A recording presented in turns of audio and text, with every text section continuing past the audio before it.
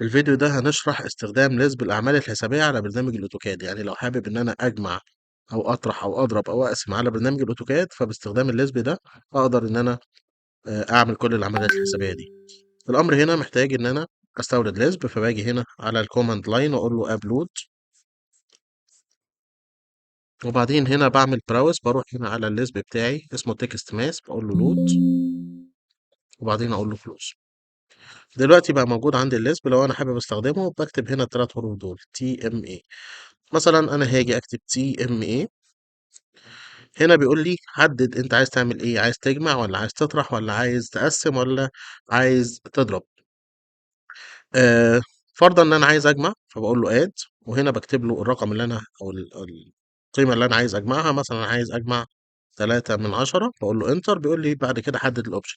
طبعًا هنا 2150 وهنا 2154.40 وهنا 3480.20، لو جيت حددت عليهم كلّهم كده هيبتدي يزوّد على كل حاجة قيمة ال3/10، وأقول له enter، راح مزوّد لي قيمة ال3/10، 2150 راح مزوّد لي عليها 3/10، وهنا زوّد لي ال3/10 وهنا زوّد لي ال3/10. فرضًا إن أنا عايز أطرح ال3/10 دول تاني، باجي أقول له تاني TMA، وباختار من هنا الاختيار التاني الخاص بالطرح، وبعدين هنا باحدد القيمة بتاعتي 3/10 وأقول له enter.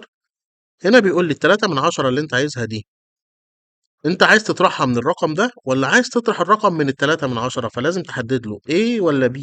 تمام. طبعًا أنا عايز أطرح الرقم ده، أطرح منه ال3/10، فباختار هنا القيمة بتاعتي، باكتب له A وأقول له enter، وبعدين باselect للobject بتاعتي وأقول له enter، فبالاقي إن هو راح مرجّع لي القيم بتاعتي مرّة تانية لوضعها الأساسي. إزاي أقدر أحمّل اللِسْب ده؟ باحمّل اللِسْب ده من خلال موقع Welling، ده الرابط بتاع اللِسْب، sorry، ده رابط الموقع، وهنا طبعًا ده الtext mass list تقدر تحمّله من هنا، هيبتدي يحمّل معاك وتقدر تستخدمه عادي جدًا.